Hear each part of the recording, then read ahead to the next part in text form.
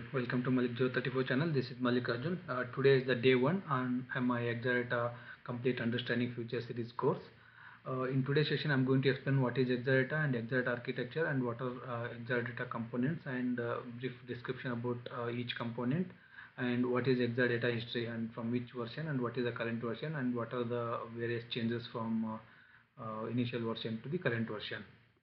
If you see my Exadata Complete Understanding Future series, so I already covered in my introduction class what are topics I'm going to cover. So today is the first session on database machine overview and architecture. If you are new to my channel, please go to YouTube and search for Malik 034 and then please do subscribe. And if you like my videos, please like, share and comment. I already covered rack architecture internal course and database course and all the videos are available in my YouTube channel. So if one interested, please go back to my YouTube channel and then please do watch. And also I recently started with performance tuning future series. So I already uploaded couple of sessions on performance tuning. So if anybody interested in performance tuning, please refer my YouTube channel and please do watch them. Okay, getting started with the today's course.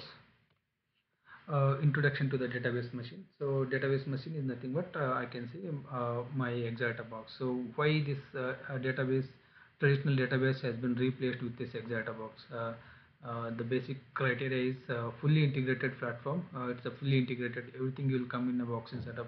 Storage server, DB nodes and InfiniBand switches. Everything will be in box and setup, and you just need to run your database and run your applications and make use of this box. And based upon the storage server smart technology, so Exadata came up with their Exadata storage technology. The storage servers are smart enough to do certain activities like hybrid columnar compression and smart scanning of the data, and then storage index, the particular index automatically get created at the storage level. So those are the basic major features functionality Exadata has been introduced. And then high performance and high availability for both the kind of workload like OLAP and OLTP, both the technology is supported. And balanced hardware configuration, well suited for consolidation platforms, like when you are doing consolidation report like weekend, month end and yearly reports, and mixed workloads, for all kind of mix match workloads, everything it is supported. Simple and fast to implement. It is just one command. If you run it, everything will be set. It will make an entire box setup. So it's easy to install. So these are the main criteria behind this Exadata box. And why database machine is needed? Because data warehouse issues like supporting large queries and complex queries and managing massive databases are very challenging with the traditional databases. So with this Exadata box, that can be avoided. And OLTP issues, supporting a large user population and transaction volumes and delivering the quick response and consistent time response. So those are the challenges can be addressed. And consolidation report like mixed batch workloads and efficient and prioritizing your workloads, so those can be addressed. And configuration issues, just configuration bottlenecks and installation issues, so that can be avoided because it uses just a one command that can be used for setting up your entire Exadata box. So Exadata storage server architecture. So Exadata box basically comes with DB nodes and storage servers and InfiniBand switches. Your DB nodes are like normal Linux OS where your instance is going to run memory plus background process. So same as our normal OEL, Oracle Enterprise Linux. And Exadata storage server is our actual storage where this server has a particular OS and also has a Exadata storage cell software. This storage cell software is smart enough to manage my storage disks. So basically the storage server cell manages cell storage services like management service, cell restart service and cell service. So there are so many services I'm going to cover when I deep dive into the technical discussion. Going to the next slide. What are Exadata features and overview? It basically supports for smart scan, whenever you do select query with a filter condition, only filter data will be sent back to your DB nodes. How smartly it will retrieve the data, that's a smart scan model. Hybrid columnar compression, the compression mechanism inside my shell storage server. And flash cache, so the flash cache is flash cards, and This flash card can be used for keeping my main or certain particular tables in flash cache for faster accessing the data. And also I can use a flash log to keep my flash log. I can use a flash cache. And the storage index, how storage index automatically built my at my storage level. So I'm not going to define any storage index, but Exadata is smart enough to consider built storage index for a certain tables. And IO resource management and DB resource management, these are the main features of Exadata. And then start small and then grow big. Start small and grow big. Start with a quarter rack, and then once your data increases, and you can quickly upgrade it to half rack. And once you are at half rack, and if again in business needs some more data storage and some more performance, some more DB nodes, and then you can easily increase it to full rack. And then if you are full rack, and then you can add one more rack and then interconnect them. So it is easy to upgrade. There is no downtime needed, and ease of upgradation is very easy. So there's a two notation I written here, x28 and x88. So these are the latest version so currently in the market. So I'm going to explain what is x28 and x88 in my next future further slide. uh, I said basically I said storage server, IB switch and DB nodes. With the quarter rack, I will get a 1 and 2 DB nodes, and then 3 storage servers, and then 2 InfiniBand switches. This is one switch and switch at the middle layer. So the IB switch will be placed, and here IB switch 1 and IB switch 2, and then at the bottom you can see there's a DB node 1 and DB node 2, and at the extreme bottom I can say my storage server 1 2 3 with the quarter rack, 2 DB node and 2 InfiniBand switch and 3 storage server. And with my half rack, I will get 2 InfiniBand switch, one switch at upper layer and one switch at bottom layer, and then 4 DB nodes, DB node 1 2 3 4, 4 DB node and 7 storage servers. It will be completely filled up with my bottom portion. And then if coming with a full rack, I'll get uh, um, two InfiniBand switches, InfiniBand switch 1 and InfiniBand switch 2, and then 4 DB node at upper part and 4 DB node at lower part, and then 7 storage servers at top portion and 7 storage servers at bottom portion. So don't get confused with the IB switch. I said 2 IB switch.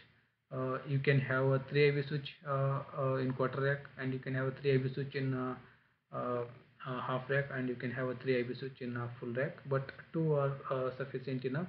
One is going to be your spine switch, and 2 are going to be your leaf switch. You here also in with half rack and quarter rack, you can have a 3 IB switch like 2 leaf and 1 spine, 2 leaf and 1 spine, but 2 are enough. That's why I mentioned 2, but ideally with the full rack there will be 3 IB switches, and with the half rack and quarter rack there are 2 IB switches. Coming to the some other database machine components, there is a KVM, keyboard video and mouse hardware, at the extreme center portion of the box. And then as I said, upper portion and above that KVM there is IB switch here and here. You can see this green color, 3 Sun data center InfiniBand switch, 36 port managed QDR. There are 3 IB switches, 2 at the middle, at the center of the box, and 1 at extreme bottom of the box. And then above that there are DB nodes, 4 DB nodes at the top portion and 4 DB node at the bottom portion. The 8 Intel based 2 CPUs, Sun Fire database servers, DB servers, where your instance will run. And then at the upper portion and the lower portion there is 14 storage servers, 7 at upper portion, 7 cells at lower portion. And then along with that there are 2 power distribution PDUs, and then along with the box some spare kits also will be provided. This is a compact view of quite all the components of my Exadata box. So database machine network architecture, how network architecture is going to work out. KVM and PDUs are independent, because this KVM and PDUs are like power distribution unit, where your database machine to keep functioning, there's a particular power supply will be done through PDUs, and in case power failure also your PDU will be going to provide some sort of power supply to my Exadata box. And then KVU, again KVU is like keyboard, video and mouse. So for any diagnostic purpose you can connect to those KVM, and then you can diagnose the issues or problems. And coming to the core functionality, Ethernet switch, and then InfiniBand switch, three InfiniBand switch, and database servers and storage servers. uh, Okay, so if you see this Ethernet switch is for management purpose. So any DB or any database administration activity has to be performed via this Ethernet switch, and also my ILOMs are connected to Ethernet switch. So any administration work can be done using Ethernet switch. So this Ethernet switch will be connected to my database servers, my storage server, and InfiniBand switches. Via this Ethernet switch, I can connect to ILOM, I can connect to cell nodes, I can connect to DB nodes, I can connect to cell nodes, I can connect to InfiniBand switches. Also, each component has its own ILOMs. I can connect to ILOMs also for the management purpose. And coming to this red line connected to net 1 and net 2 is for my client access. I can define my IP application connection to this net 1 and net 2, or I can use bonded network also. So then connection between my database servers and storage server is going to happen using IB switch. All the database connection to the storage server should go to InfiniBand switch. I have three InfiniBand switch, two leaf switch and one spine switch. All switch switch should be able to connect to all my DB nodes and all my storage servers. So database machine software architecture and overview. Database machine software architecture. Don't get confused with all these terms. This IDB protocol is the main, which communicate over this InfiniBand switch via any data transfer between the storage server to DB node. It is going to happen using IDB protocol. And at the storage server, as I said, there are so many services: IORM, uh, registrar service, MS, Cell SRV. Everything will be managed by Cell Software Service. And there's a Linux OS for this particular cell storage. This is cell storage 1, 2 and 3. We can have 3 cell storage, 4 cell storage, yeah, 7 cell storage in a number of cell storage servers based upon configuration. And using cell CLI and DCLI, I can do any operation at my storage server. And then at the DB nodes, at a database server has its own OS, and then database instance will be running on that. There's a DBRM plan, database resource management plan, and ASM will be running on my DB node, and database instance also will be running on my DB node. And then library cell libcell is the one which responsible for managing between this DB node and cells. And then you can define your ASM cluster, right? ASM cluster, and then database cluster. As I showed, these two together RACDB, and this is single instance DB. So you can, based upon your configuration, you can define whatever you want, and you can monitor through enterprise OEM 12C or 13C. Going to the next slide. So it's the same as that. So I already covered both the DB servers and cell servers. Database machine software architecture. So if I go inside depth, what are the main components? You don't get confused with all these terms because I'm going to cover everything in detail. There is a cell init.vara. Cell init.vara is the one. See, first I'll talk about the database server, and then later I'll talk about the storage server. Cell init.vara is the one which contains the list of IP addresses. For example, all my storage server IP address, it will be contained here. The cell ip.vara, it contain again so this is the local interface IPs, both including DBs and cells, and particularly this cell ip.vara, it contains all my storage server IPs. So the path for that is etc oracle cell network config. So this cell ip.vara and cell init.vara are the main files where whenever database starts, or whenever cluster starts, so these files will be looked to find out what are my uh, cell server IPs. And then IDB protocol is a protocol which communicate between the cell and DB nodes. And then all these processors like ASM processors, everyone knows DiskMon, CSS, and SGA, PGA, ASM instance, RDBMS instance, IOProc, ASM, libcell. Again, libcell is the one library cell which is responsible for managing my database server, especially in Exadata. So both DB node and cell node will communicate using InfiniBand switch. InfiniBand switch plays a major role because which is faster in data retrieving and accessing. And coming to the storage server, I have one storage cell. If I talk about this storage cell has this particular configuration file, cell underscore disk underscore config.xml, cell init.ora. So this is the main thing. So which contains all particular my database configuration, like all my DNS details, all my NTP details, all my storage server, database nodes, everything will be configured. This is actually configuration file, very important configuration file. And then this particular storage server has a main services inside this particular cell, like cell SRV, MS, and restart services, which are core services of Exadata storage server. And then cell CLI and DCLI is the command line utility. You can manage your cell, and then each cell has its own cell disk, and in terms cell disk we can create ASM disks and flash cache. So this how we can create the cell disks and flash cache. Everything I'll cover in the latest next further slides, but just understand right now. This is how database server looks inside, and this is what the component looks inside my cell storage server. Okay, coming to the cell storage server, how I am going to slice my disk.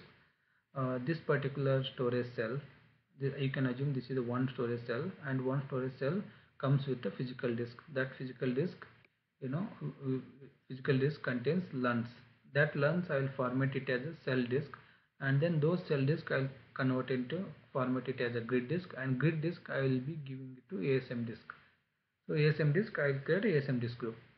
For example, this is my LUN area. So this particular LUN, and then this particular LUN, data storage portion and system area. Exadata, if I go back, Exadata storage server has a small OS. As I said, it has a storage server has a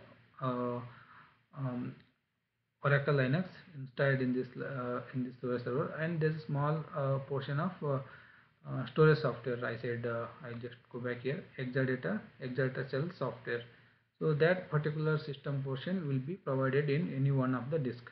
For example, I have like n number of LUNs here. Assume that n number of LUNs, and first LUN will be having my system area, and rest other the portion will be given to my data storage. And this is one LUN, and this is other LUN. This all LUN together, I can format it as a grid disk, as a cell disk, and cell disk in terms I can define as a grid disk and flash disk. So the command is create grid disk, and then we need to give this complete path. So I'll show you all these commands creation and all in my later slides. So you just assume that there's a disk, physical disk will be given, and then there will be LUN on that physical disk, and then from that LUN I'm going to create my cell disk, and then through cell disk I'm going to create my grid disk.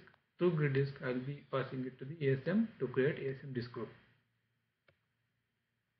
And then once the cell disks are created, so you can create either a grid disk, and if this cell disk is a flash, I can create a flash disk, and then I'll give it to ASM.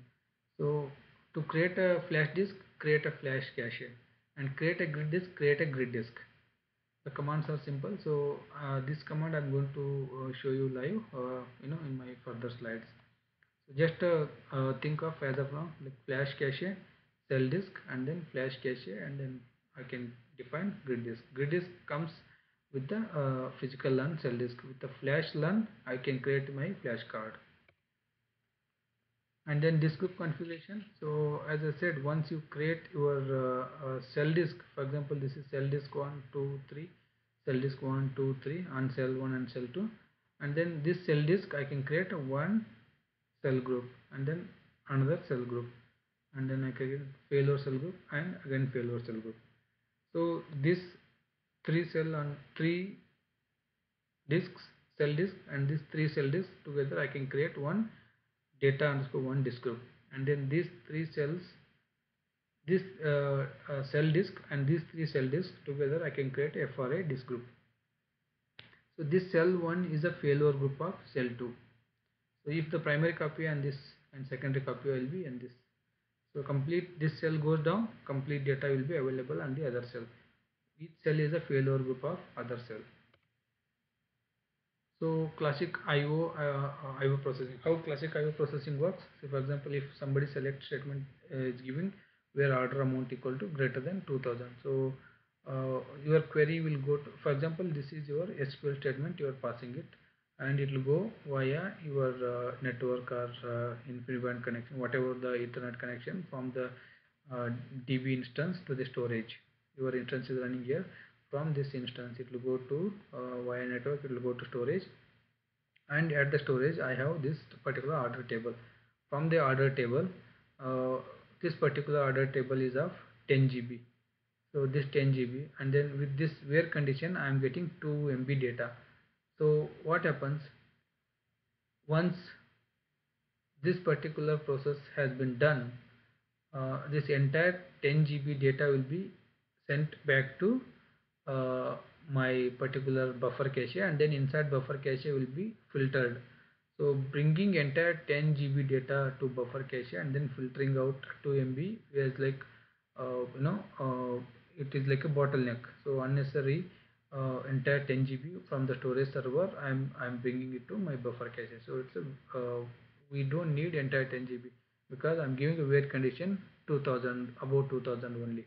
So I need only 200 MB, the worth of data 200 MB. So sending entire records is a waste of data or waste of time. So this is a classic IO processing. If you coming to smart scan model, what happened when you do this where condition with the same order table with the 2000, about 2000 order amount, with the help of IDB protocol, and then with the storage server. So the filtration will happen at the storage level. So entire 10 GB data will be filtered at my storage level, and only 2 MB data will be sent back to my database buffer cache. So from that it will be given back to the user. So sending entire 10 GB to the buffer cache and sending only 2 MB to the buffer cache has a lot of difference. So one is the network contention, so avoid data transfer, data movement in the network, and then the processing at the storage server is way faster than processing at the memory. Okay, going to the other main feature of Exadata, hybrid columnar compression. So hybrid columnar compression, there is a 10x and 5x compression it will be provided by Exadata machine. You can data warehouse compression and archival compression. So actually compression I can say archival compression and uh, data warehouse compression, right? So there are four kind of compression you can basically do with Exadata: query high, query low, archive high, archive low. So these are the four recommended compression that I will provide. So which will provide 10x compression and 5x compression, because 10 TB database become 1 TB, 15 TB database become 15 times of compression become it's a 1 TB. So 1 is to 10 and 1 is to 15.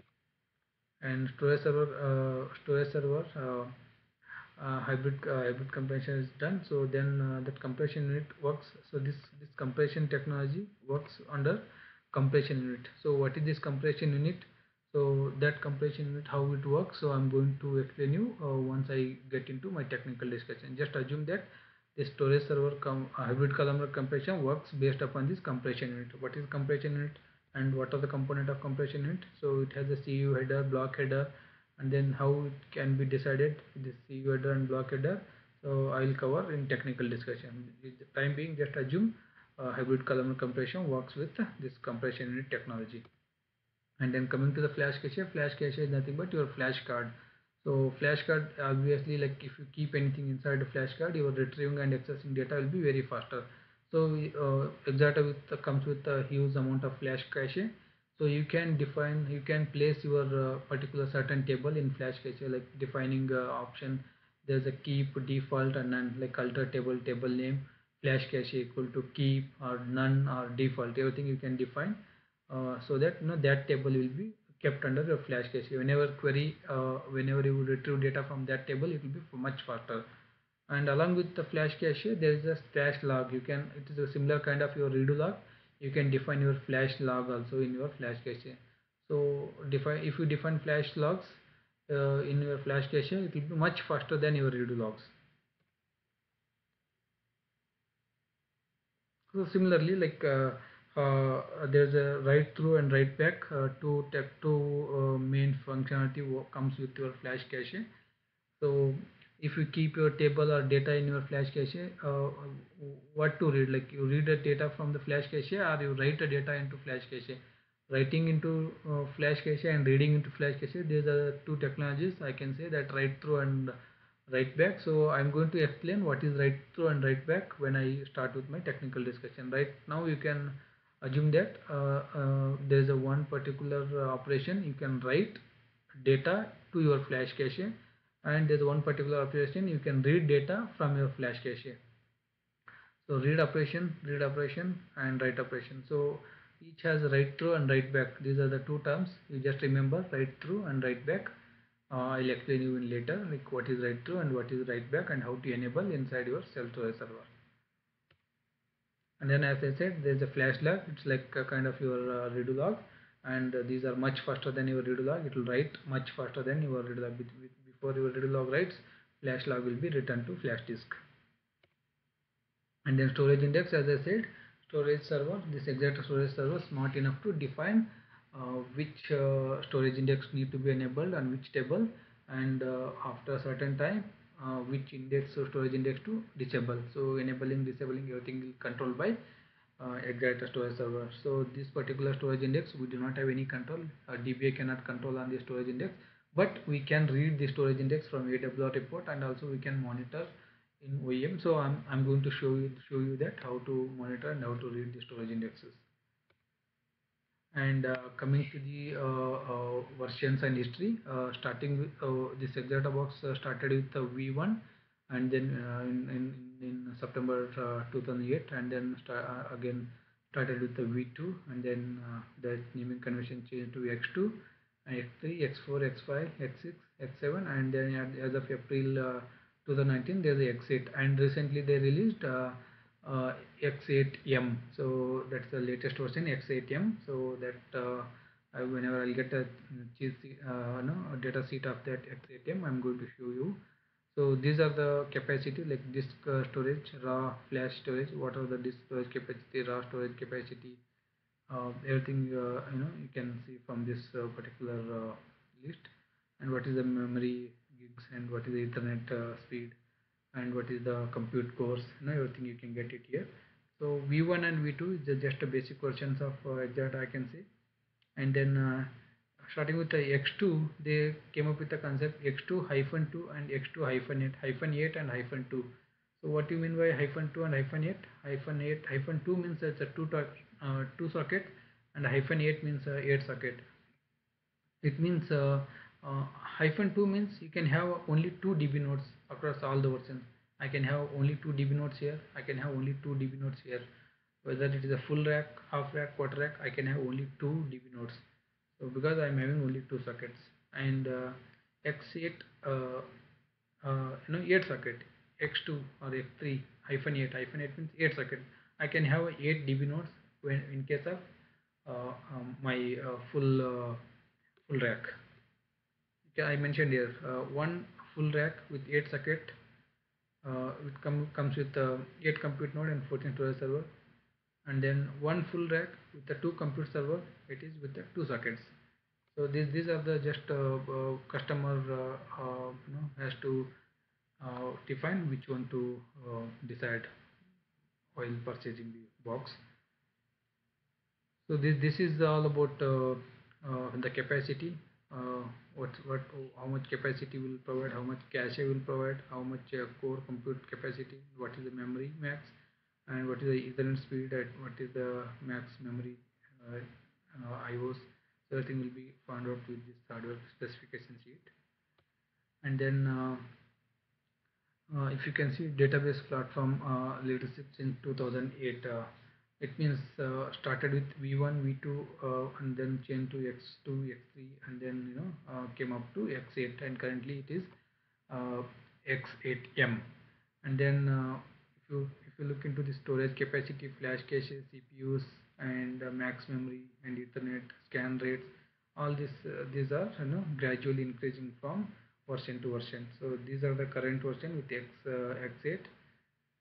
So in terms of petabyte, storage will be in terms of petabyte, and then if you can see cores, number of CPU cores 384, and max memory is 12 terabyte, and then Ethernet speed 800 Gbps, then scan rates 560 Gbps, then V1 to X8 growth, the 14x times, and then 64x times. So now if you come with this X8, it is of 132x in the max read IOPS. So this is the huge performance from the basic version to the advanced version. So just numbers, just have a look on that. What are the changes? What are the improvement they have done so far? So that's it guys for the today's session. So if you have any questions, concerns and comment on particular today's session, please comment, or please mention comments in my YouTube. So I'm going to upload this session to YouTube, so please watch this session and then comment out. I'm going to respond you back. Thank you guys.